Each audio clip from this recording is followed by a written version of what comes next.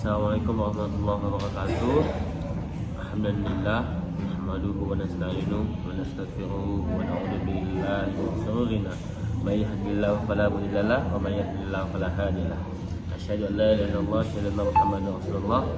Amma ba'du. Awalan hanya bina nasrullah azza wa jalla alladzi qad a'tana ni'man katsiratan wa ni'man batiniyatan hatta nastati'a an najtami'a fi hadzal makanil mubarak. Sanian salatan wa salaman daima wa mutalazimaini ala habibina wa syafi'ina wa qurrati a'yunina sayyidina Muhammad sallallahu alaihi wasallam. Ya, saya di sini ingin berdiskusi tentang UTS kita. Berdiskusi tentang apa? Tadi tentang apa? Desain grafis. Tentang desain grafis. Yang mana kami dari kelompok 10 akan menjelaskan dan akan mendiskusikan apa yang ada di pelajaran yang kita ingin diskusikan di pelajaran desain grafis. Nah, jadi untuk pertanyaan pertama nih Bang. Yang pertama nih apa saja pertimbangan penting saat mendesain grafis untuk media cetak seperti poster atau brosur gitu Bang? Pertimbangan penting dalam membuat desain poster seperti brosur ya kan tadi kan seperti brosur, seperti poster segala macam. Itu yang pertama adalah dalam poster tersebut itu harus lengkap. Yang mana kelengkapannya itu seperti gambar, karena di situ sudah dijelaskan bahasanya ada desain. Nah, desain itu adalah gambar yang jelas dan juga tepat sasaran. Lalu visualisasi dalam poster harus menarik. Agar kenapa? Agar orang itu tertarik untuk membaca, atau agar orang itu tertarik untuk melihat dan menilai bahwasanya ada apa di poster tersebut. Dan harus kita juga ketahui yang biasanya yang mempertimbangkan itu adalah sulit untuk memahami informasi. Maka dari itu poster yang harus ada itu, dan yang ada di yang akan kita buat itu adalah untuk bagaimana caranya supaya orang itu bisa memahami apa yang ada di dalam poster tersebut. Nah, yang ketiga, jenis font. Biasanya itu dalam poster tersebut pertimbangannya itu adalah jenis font. Sebaiknya adalah jenis yang mudah dibaca dengan size yang besar. Dalam artian jangan mengambil font-font yang tidak standar dalam menggunakan cetak seperti itu. Dan mungkin seperti itu saja yang saya diskusikan dalam tentang pertimbangan apa saja yang ada di dalam poster ya kan? Iya, betul Bang. Jadi seperti itu ya Bang? Iya Bang, harus seperti itu. Kalau tidak seperti itu nanti orang itu tidak bisa membaca, tidak tahu maksud apa yang ada di dalam poster tersebut. Jadi makanya dari situ harus jelas, informasi harus tepat, desain grafis itu harus menarik, dan hurufnya itu harus yang standar yang bisa dibaca oleh semua manusia. Oke Bang, terima kasih Bang. Ya, sama-sama. Ya, untuk Abang Rizky dari kelompok 10. Di sini ada pertanyaan yang mana pertanyaannya itu harus dijawab ya, harus kita diskusikan sama-sama. Yang pertama itu adalah bagaimana desain grafis dapat digunakan untuk menciptakan identitas merek atau branding dalam media cetak. Ayo Bang Rizky. Baik, terima kasih Bang. Jadi ini berkaitan dengan pertanyaan pertama tadi ya Bang, mengenai dengan desain grafis. Jadi bagaimana desain grafis ini dapat digunakan untuk menciptakan identitas merek atau branding dalam media cetak. Nah, jadi gini, desain grafis ini adalah kunci untuk menciptakan identitas merek yang kuat dalam media cetak. Ini bisa meliputi logonya, fotografinya, dan juga elemen desain yang lainnya lah yang konsisten digunakan di semua materi cetak gitu. Contohnya nih seperti logo yang khas, yang mana ini dapat menjadi titik fokus dalam iklan cetak, brosur, dan kemasan produk.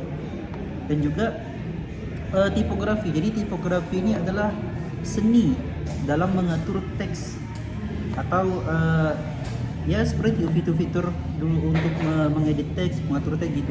Contohnya nih seperti Apple ini kan menggunakan tipografi yang bersih dan sederhana dalam semua materi cetaknya, yang sejalan dengan identitas mereknya yang modern dan inovatif. Dan juga tidak lupa pula dengan warna juga ya. Warna ini juga memiliki peran penting dalam menciptakan identitas merek yang mudah dikenali. Contohnya nih seperti logo Coca-Cola, yang mana logo Coca-Cola ini menggunakan warna merah dan putih, yang mana warna ini akan berkaitan dengan merek Coca-Cola tersebut. Nah, jadi pada intinya dengan konsistensi dalam desain grafis, merek dapat membangun kesan yang kuat dan mudah dikenali di media cetak. Mungkin seperti itu Bang tentang desain grafis itu. Oh, seperti Pokoknya itu ya? intinya tidak jauh beda lah dengan pertanyaan apa yang pertama tadi gitu. Oh, Iya, mungkin kita bisa memahami ya dari diskusi kita kali ini.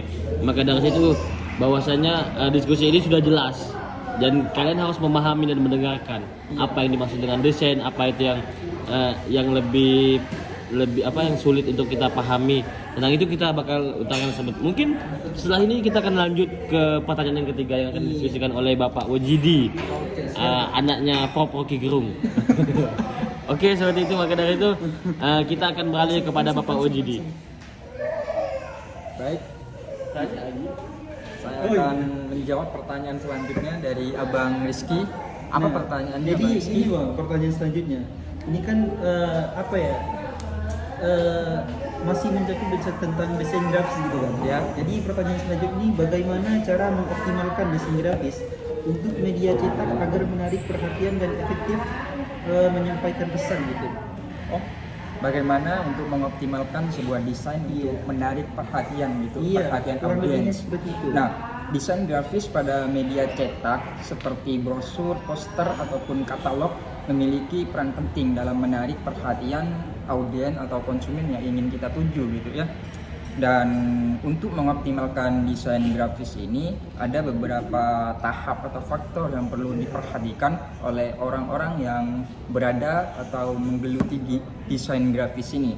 Yang pertama itu tata letak gitu. Tata letak yang rapi. Susun semua elemen yang termasuk teks, gambar dan semuanya itu susun dengan rapi supaya audiens atau konsumen yang kita ingin tuju gitu, yang ingin kita perlihatkan desain gitu, itu tidak bosan dan cenderung akan meninggalkan desain yang kita buat gitu. Dan selanjutnya kenali siapa yang akan melihat desain yang kita buat gitu. Karena ketika kita mengenali siapa audiens atau konsumen yang ingin kita tuju, maka kita tahu preferensi yang mereka gunakan gitu. Kita tahu selera yang mereka punya, sehingga kita bisa membuat desain yang sesuai dengan audiens yang ingin kita tuju. Nah, selanjutnya yakni karena desain harus sesuai dengan selera mereka, susunlah elemen-elemen grafis dengan rapi dan strategis agar pembaca dapat mengikuti pesan dengan mudah, seperti menggunakan font yang jelas, menggunakan bahasa yang mudah dipahami, dan lain sebagainya. Pilihlah gambar dan warna yang cocok dengan tema serta gunakan jenis huruf yang mudah dibaca tadi sesuai apa yang saya jelaskan di atas. Dan penting juga untuk menyederhanakan pesan agar mudah dipahami oleh pembaca. Terakhir, sebelum dipublikasikan atau diedarkan kepada audiens yang ingin kita tuju, yakni kita meneliti ulang gitu, mengkaji ulang desain yang kita buat, apakah hal tersebut sesuai dengan apa yang kita rencanakan di awal. Jadi itu saja sih yang dapat saya sampaikan dan jelaskan mengenai bagaimana cara mengoptimalkan sebuah desain grafis supaya dapat menarik perhatian atau atensi dari audiens.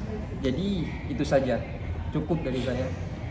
Ya, beginilah ini wajah-wajah kelompok 10, wajah-wajah yang mana kita membahas tentang desain. apa itu tentang desain, apa yang kesulitan yang kita untuk pahami tentang desainnya, seperti itulah harus dipahami. Gimana dengan Abang Rizky? Apakah sudah cukup? Ya mungkin dengan diskusi pada malam hari ini juga sudah cukup jelas ya, karena kan kita menjawab sudah dengan beda-beda materi gitu kan, bukan beda materi, maksudnya beda-beda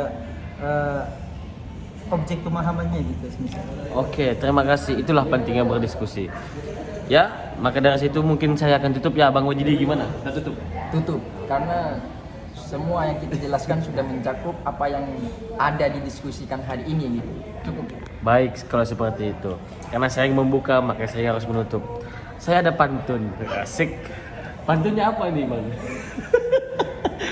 Biasa kita agak gurau sedikit lah. Ini kan karena forum diskusi dan juga forum di channel YouTube kita ya kan. Jangan lupa subscribe. Diskusi kan? Diskusi. Nggak masalah, nggak Iya, masalah. diskusi. Biar nggak garing-garing amat. Biar kan? gak garing-garing amat. Jangan lupa di subscribe ya. Nah, di subscribe, di like, Subscribe. di komen. Pokoknya top komen yang paling keren di video ini dapat motor nanti. Tenang itu ya. Itu bakal disupport sama dosen nanti. Gimana Pak? Siap. Siap. Oke, baik, terima kasih. Mungkin pantunnya nggak jadi karena saya lupa. Dari situ. Undur mangkola ulah tandur mangkola.